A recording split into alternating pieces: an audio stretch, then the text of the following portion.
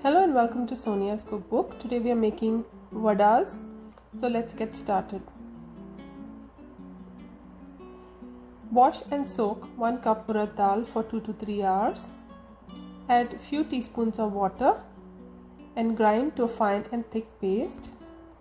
To the batter add 2 grated green chilies, half teaspoon table salt, half cup coarsely chopped cilantro or coriander, 2 teaspoons cumin seeds, and a quarter teaspoon sodium bicarbonate or baking soda, and mix well. Press the batter for about 1 to 2 minutes.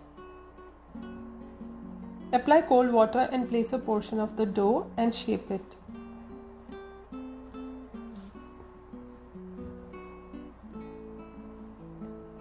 Transfer the batter into the hot oil and bring the heat to medium.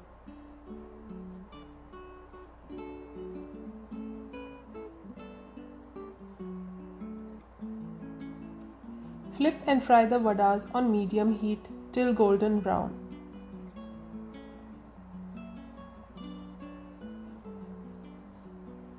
Serve with sambaar or coconut chutney. If you have liked watching this video, please do like, share and subscribe to our channel, and thanks for watching.